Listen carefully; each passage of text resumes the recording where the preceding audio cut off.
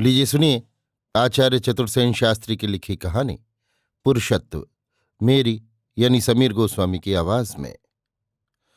पुरुष कामना का दास न हो और वो स्त्री के सौंदर्य को अछूता प्यार और आदर करे तो स्त्री के लिए वही वास्तव में पुरुष है। अपने चारों ओर भ्रमरों के मंडराने पर स्त्री अपने सतीत्व का मूल्य भूल जाती है। फिर एक वेश्या बाला भी सतीत्व की इच्छा तो रखती ही है।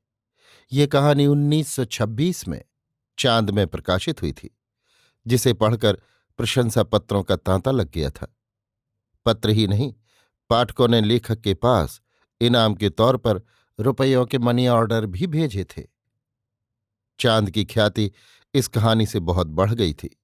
इसमें स्त्री पुरुषों के शारीरिक संबंधों का एक वैज्ञानिक वर्णन है जो अद्भुत और सत्य है। राजेंद्र अपनी करुण कहानी कह चुके, तब उसे सुनकर रामेश्वर जोर से हंस पड़े। इस हास्य से अप्रतिभ होकर राजेंद्र ने उधर से मुंह फेर लिया। रामेश्वर बोले, राजेंद्र बाबू, हिकमत सीखकर ही हकीमी करना उचित है। जिस विद्या को तुम जानते ही नहीं उसमें टांग क्यों अड़ाते हो, और फिर बेवकूफ बनने पर बिगड़ते क्यों हो? राजेंद्र ने कहा, क्या ये भी कोई विद्या है जो सीखनी पड़ेगी? अवश्य। और उसका कॉलेज कहाँ है? खुला हुआ विश्व ही उसका कॉलेज है। आत्मवेदना और सहृदयता तथा स्थैर्य उसकी पाठ्यपुस्तकें हैं। जीवन के सम्मुख हठात आ जाने वाली छोटी बड़ी घटनाएं उसके पाठ हैं, जिन्हें मनुष्य को संयमपूर्वक पढ़ना उचित है। ये खूब रही, ये पाठ भी इस तरह पढ़ा जाएगा, इसका तो कभी ख्याल भी नहीं किया था। अब कॉलेज छोड़ने और विद्यार्थी जीवन को भूल जाने पर इस विस्तृत विश्व को किस तरह पढ़ा जाए? कोई जीता जागता गुरु भी तो दृष्टि नहीं पड़ता। रामेश्वर ने गंभीरता से कहा, ऐसी ही इच्छा है तो प्रारंभिक पाठ तो मैं ही पढ़ा दूंगा। अच्छी बात है, आज ही से सही, पर कुछ फीस वीस? समस्त आशा और अभिलाषाओं का बलिदान। क्या तुम में इतना साहस है? साहस? रामेश्वर ने घूर कर मित्र को देखा। हां, साहस। इस द्रूह विद्या की फीस इतनी ही अधिक है। अच्छी बात है, अब पाठ शुरू हो। मुझ में बहुत साहस है। ना भी होगा तो करना पड़ेगा। अच्छा सुनो, पहले यही बात विचारनी चाहिए कि स्त्रियां पुरुषों से क्या चाहती हैं। क्या चाहती हैं? राजेंद्र ने व्यग्र होकर पूछा। योग के गहन सूत्र की तरह रामेश्वर ने कहा, पुरुषत्व। मैं समझ गया। मुझे भय है तुम नहीं समझे। पुरुषत्व क्या वस्तु है ये भी तुम्हें समझने की जरूरत है। क्या मैं पुरुषत्व को भी समझने की योग्यता नहीं रखता? जो पुरुष पुरुषत्व को समझता है वो कभी इन करुण कहानियों का दयनीय पात्र नहीं बनता। तब वो पुरुषत्व क्या वस्तु है? पुरुषत्व वो वस्तु है जिसका स्त्री के शरीर, स्वभाव, जीवन निर्माण और उसके स्त्रीत्व में नितांत अभाव है। और उसके बिना स्त्रीत्व उतना ही बेस्वाद है जितना लवण के बिना रसोई। किंतु उसकी रूपरेखा क्या है? केवल भावगम्य, और उसका प्रभाव अमोघ है।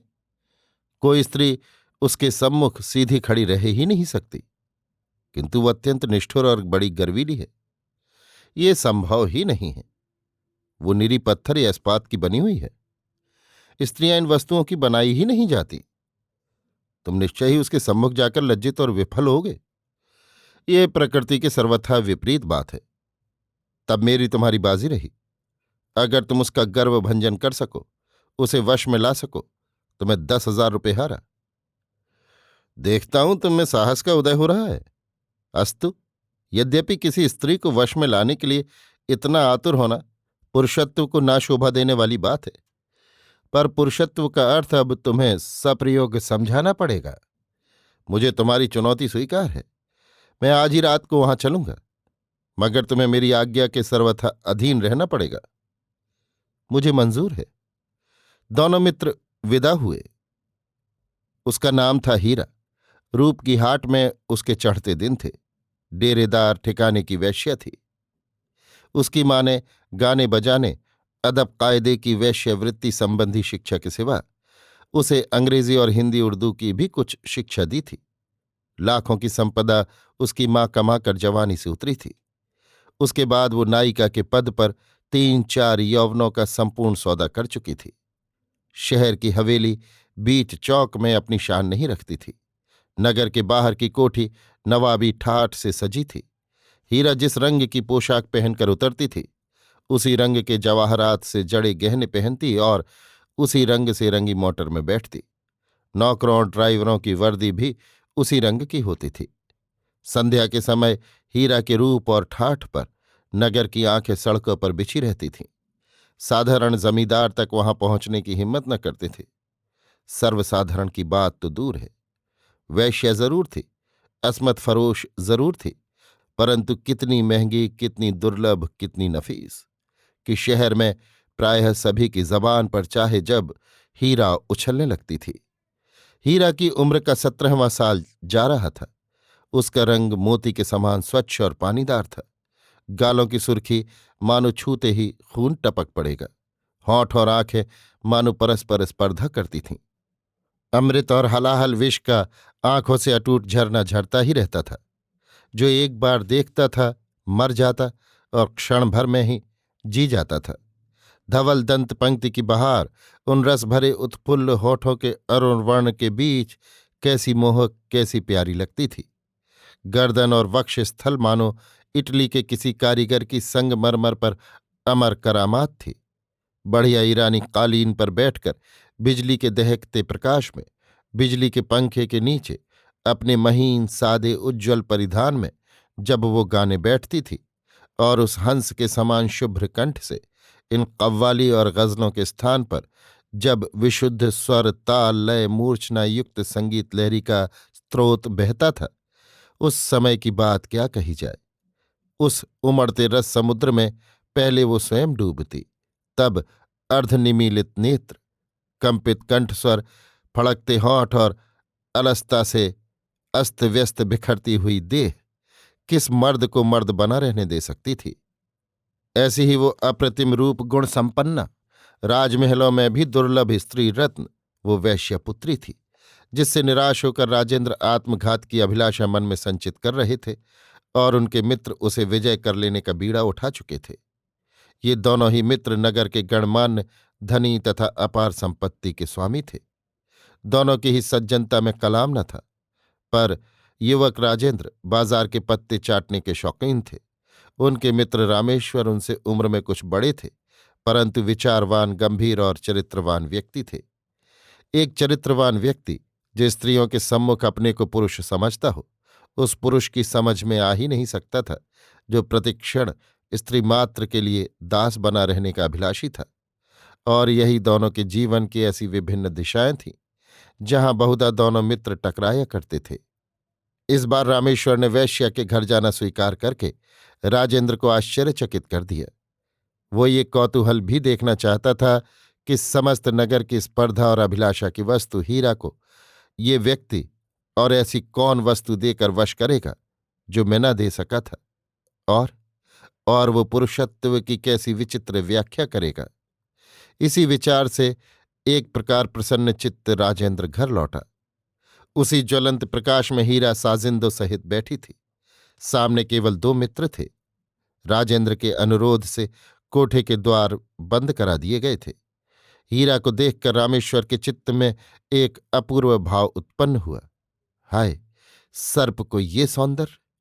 उन्होंने क्षण भर को उस रूप को हृदयंगत कर एक बार कमरे पर दृष्टि डाली और एक मसनद के सहारे उड़क बैठे। संगीत लहरी उठी और गिरी, जीवन आया और गया। राजेंद्र लोटन कबूतर हो रहा था, मिनट मिनट पर नोट फेंक रहा था, पर रामेश्वर अचल निर्विकल्प प्रतिमा की तरह हीरा के मुख पर दृष्टि दिए संगीत सुधा पी रहे थे। उनके नेत्रों में कौतूहल नहीं, उन्माद नहीं, औत्सुक नहीं, विनोद नहीं, उदासीनता नहीं, मोह नहीं, साथ ही होठ में हास्य नहीं, स्पंदन नहीं। बालिका वैश्यपुत्री ने ये देखा, समझा। धीरे धीरे वो इस वज्र पुरुष की ओर आकर्षित हुई। वो उसके होठों में एक मुस्कान देखने की अभिलाषा लेकर और भी यत्न, और भी कौशल, और भी मनोयोग से अपनी कलाओं का विस्तार करने लगी। उसके ललाट पर पसीना हो आया। वो थक कर हाँफने लगी। उसने लज्जित होकर गाना बंद कर दिया। जीवन में उसे पहली बार ही ऐसा नवीन पुरुष देखा जो उसे देखकर मरा नहीं और सुनकर जिया नहीं। वो अपने वस्त्र संभाल चांदी की तश्तरी में पान लेकर उठी। प्रथम रामेश्वर के सामने अदब से झुककर तश्तरी की। रामेश्वर ने पान उठाया और 100 रुपये का नोट तश्तरी में फेंक दिया। क्षण भर को हीरा अवाक हुई। उसने एक ही क्षण में रामेश्वर को, नायिका को और तश्तरी को देखा। एक बार वो झुकी और आगे बढ़ी। रामेश्वर उठ खड़े हुए। राजेंद्र भी उठे। उस दिन फिर हीरा और नहीं गा सकी। 2 सप्ताह बीत गए।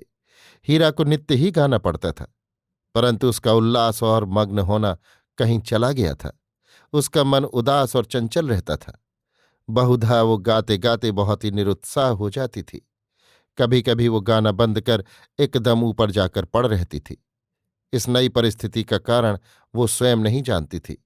मानो कोई एक नई ठोकर उसके हृदय को लगी थी। किसी अतर्क शक्ति से रामेश्वर की मूर्ति दिन भर में लाखों बार उसके सम्मुख खड़ी हो जाती थी। हीरा को उस मूर्ति पर कितना क्रोध, कितनी विरक्ति और कितनी अवहेलना थी, परंतु वो मूर्ति मानो उसके नेत्रों में तप्त शलाका की तरह घुस गई थी। वो कभी कभी बहुत ही झुंझला उठती थी। वो सोचती थी, कैसा वो आदमी था, मानो गूंगा और बहरा, बिल्कुल अंधा मूर्ख गंवार। किंतु किंतु वो नोट नोट न था, रद्दी कागज का टुकड़ा था। तब क्या वो कुछ और ही था? क्या वो इस रूप को सचमुच ठुकरा गया? मेरे पसीने पर भी उसकी मूंछ का एक बाल न खिला। वो एक बार भी न हंसा, न हिला, न बोला। वो मनुष्य न था, पत्थर था, निर्मम। हीरा सोचने लगी, क्या अब वो ना आएगा? मैं उसे भाई ही नहीं, यही तो बात है। न मेरा रूप, न संगीत, न और कुछ ही उसे पसंद लगा।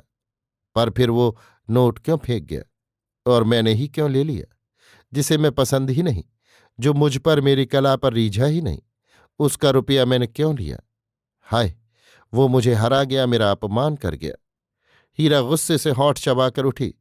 पूरे कद्दे आदम शीशे के सामने उसने एक बार अपने अनिंदे यौवन की परछाई को देखा और फिर वो रोती हुई कुर्सी पर बैठ गई।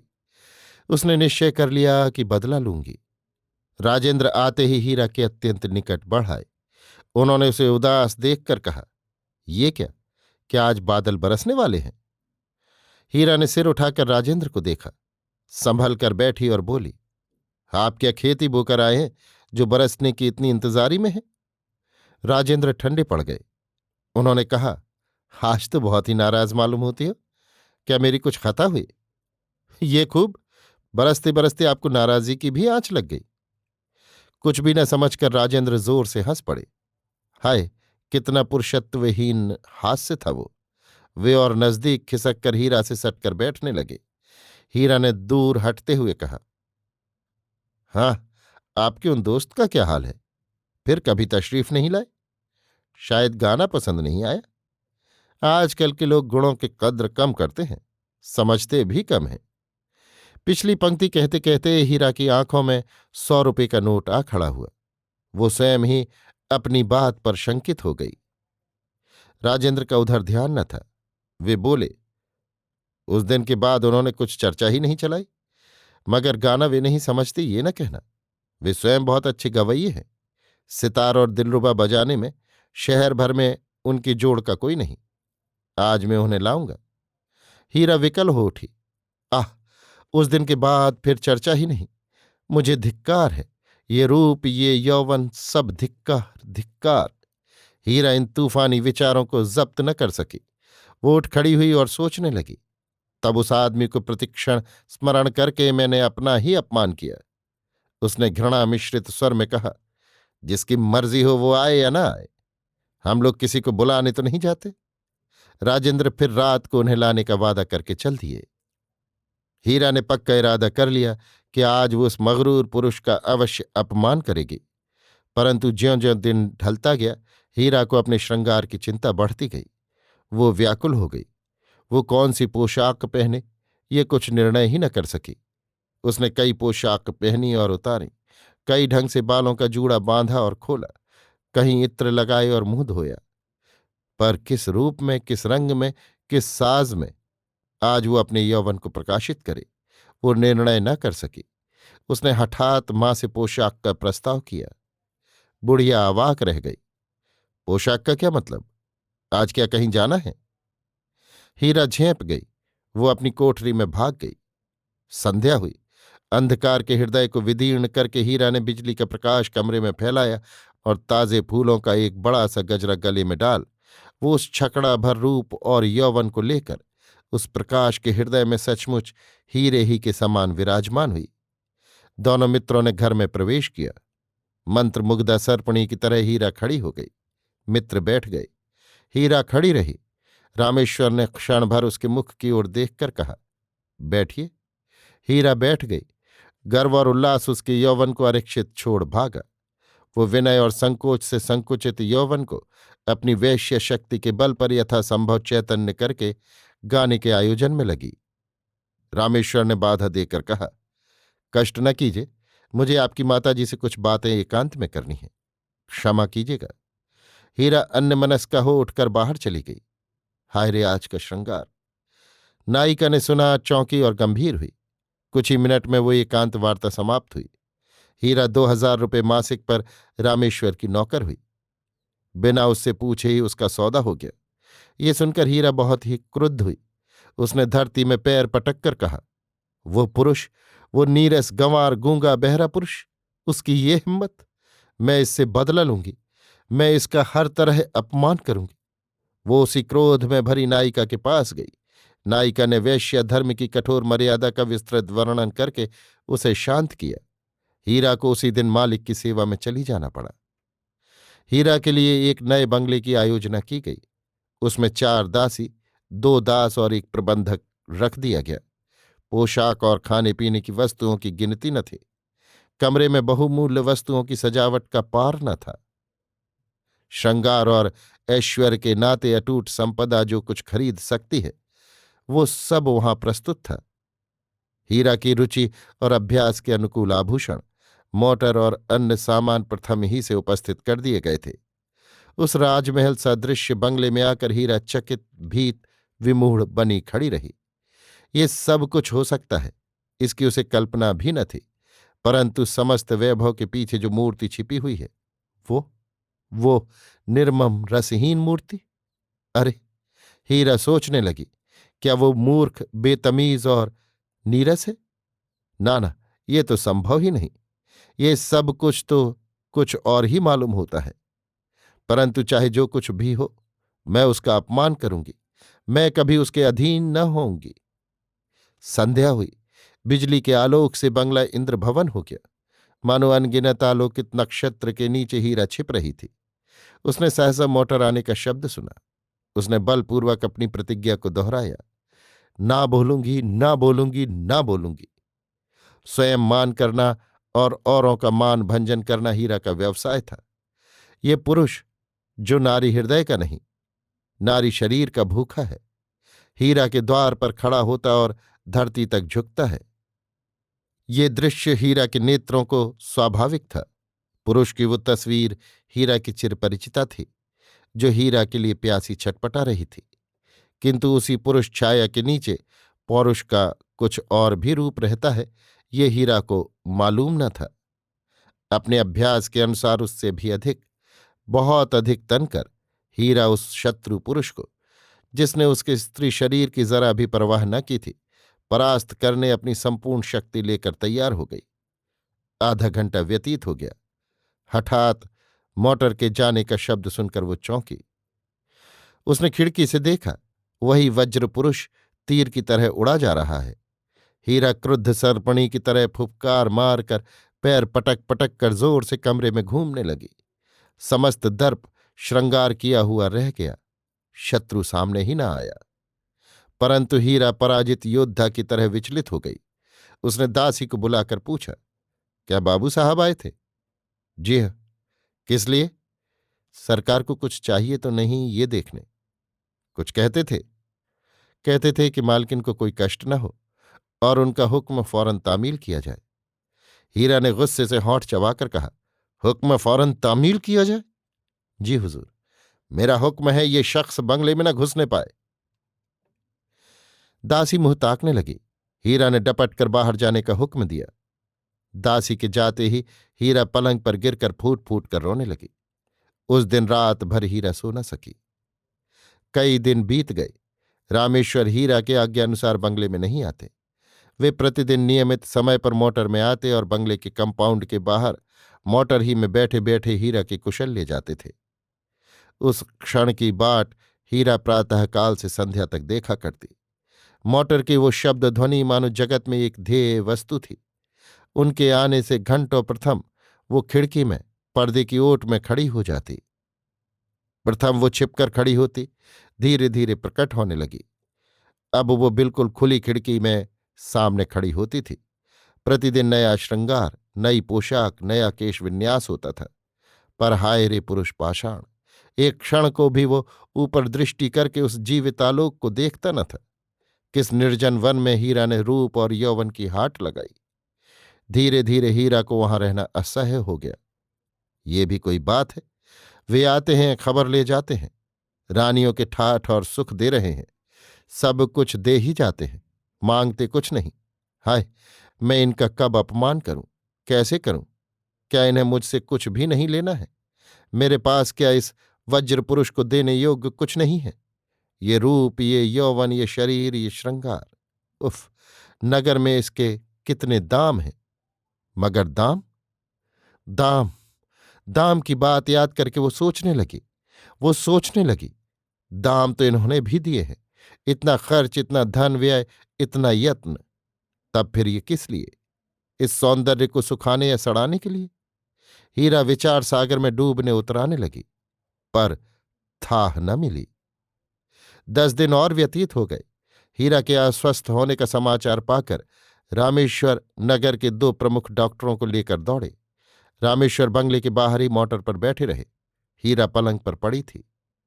डॉक्टरों ने आते ही यंत्र संभाले।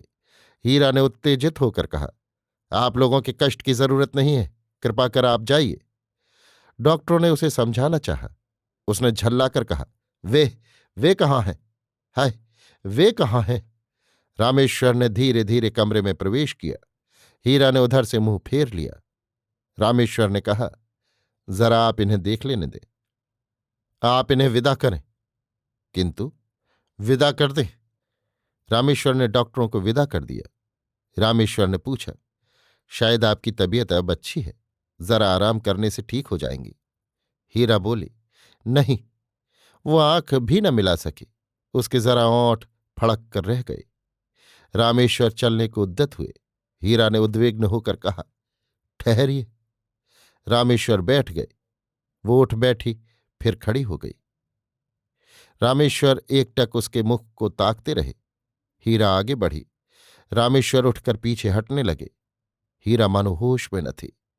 वो सोच रही थी, क्या पुरुष स्त्री को संपदा और ऐश्वर्य देकर पुरुषत्व से उऋण हो सकता है? स्त्री को पुरुष से जो कुछ चाहिए, उसके लिए भी क्या कोई पुरुष नारी को इतना तरसा सकता है? हीरा का कंठ अवरुद्ध था। वो टूटते शब्दों में, अश्रुधारा में डूबती हुई बोली, आप क्या थोड़ा विष मुझे नहीं दे सकते? रामेश्वर ने करुणा, स्नेह और उदारता से कहा, आप ये क्या कह रही हैं? आपके प्राणों के लिए मेरे प्राण और आपके जीवन के लिए मेरा जीवन अभी हाजिर है। वही तो, वही तो, वही तो मुझे दो। ये समस्त ठाठ, कोठी, बंगले, अटारी, महल, सब में आग लगा दो। इस अधम शरीर के लिए आपने इतना किया, पर ही प्राण सूखे जाते हैं, जीवन मरा जाता है। वही मुझे दो, अपने प्राण और अपना जीवन। मैं उसी की प्यासी हूं, इतना क्यों तरसाते हो? निर्दय, निष्ठुर। हीरा ने आवेश में ये शब्द कहे। वो रामेश्वर पर झुक पड़ी, जोर से उसकी कमीज फाड़ डाली, फिर अचेत होकर धरती पर गिर गई। रामेश्वर धैर्यच्युत न हुए। उन्होंने धीरे से हीरा को उठाकर कौच पर लिटा दिया। होश में आने पर हीरा झपटकर रामेश्वर से लिपटने को दौड़ी।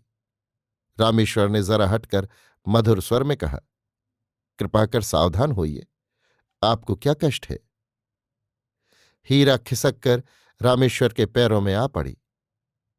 वो रो रही थी। अनंत रुदन उमड़ रहा था। बांध टूट गया था। अब हीरा नहीं रो रही थी, नारी हृदय रो रहा था। रामेश्वर ने कहा, आप क्या चाहती हैं, कहिए तो। मैं शक्ति भर आपकी सेवा करूंगा। मैं क्या चाहती हूं, ये आप पूछते हैं? स्त्रियां पुरुषों से क्या चाहती हैं, ये आप पुरुष होकर नहीं जानते? आप ऐसे निष्ठुर पुरुष। हीरा बीच ही में रह गई। आवेश में उसके होंठ कांप रहे थे। रामेश्वर ने संयत भाषा में कहा, मैं अच्छी तरह जानता हूं कि स्त्रियां पुरुषों से क्या चाहती हैं, परंतु आप स्त्री नहीं, वेश्या हैं। ये दुखद सत्य मुझे कहना ही पड़ा। वेश्या को जो मूल्य देना होता है, मैं शक्ति भर दे रहा हूं। हीरा कुछ भी न समझी। वो बोली, क्या वेश्या स्त्री नहीं होती? नहीं। कैसे? हीरा ने गर्दन उठाकर पूछा। रामेश्वर कहने लगे, स्त्री जगत की एक पवित्र स्वर्गीय ज्योति है। वो पुरुष शक्ति के लिए जीवन सुधा है। स्त्री के बल पर पुरुष असंख्य उत्तरदायित्व का भीषण से भीषण भार सहन करके भी जीवित रह सकता है। वो स्त्री दया, प्रेम, पवित्रता, दान, करुणा और कोमलता की मूर्ति होनी चाहिए। त्याग उनका स्वभाव, प्रदान उनका धर्म, सहनशीलता उनका व्रत और प्रेम उनका जीवन है। परंतु वैश्या जगत की एक विकृत वस्तु है, देखने में मोहक और कोमल, किंतु वास्तव में हलाहल विष। अपहरण उनका व्यवसाय, छल उनका स्वभाव, पाप उनका जीवन और पतन उनका मार्ग है। स्त्री जिस वस्तु को शरीर के टुकड़े टुकड़े होने पर भी किसी को अर्पण नहीं कर सकती, वैश्या उसे खुले बाजार टके सेर बेचती है।